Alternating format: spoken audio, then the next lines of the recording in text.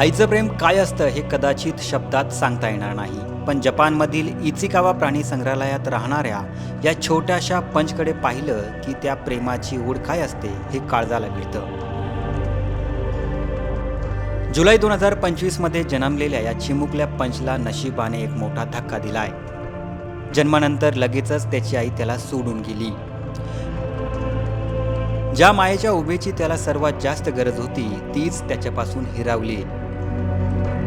अशा वेळी प्राणी संग्रहालयातील कर्मचाऱ्यांनी त्याला सावरलं आणि त्याच्या हातात एक नारंगी रंगाचं खेळणं आणून दिलं. पंचने या खेळण्यालाच आपली आई मानलं. तो जिथे जाईल तिथे या खेळण्याला सोबत नेतो, त्याच्या कुशीत झोपतो.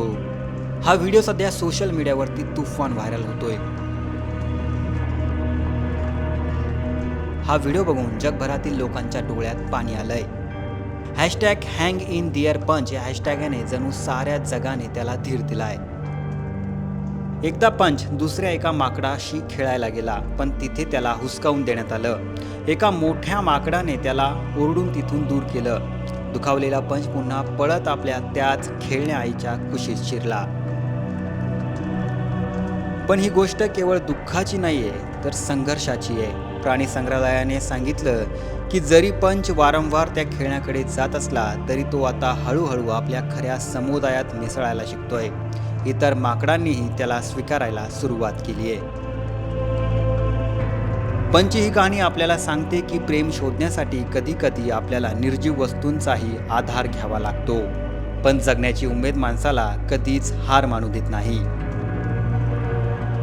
लवकरच मोठा हो पंच, संपूर्ण जग तुझ्या सोबत आहे.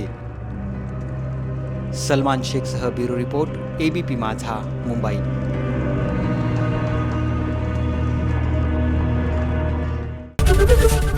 ABP माझा, उघडा डोळे बघा नीट.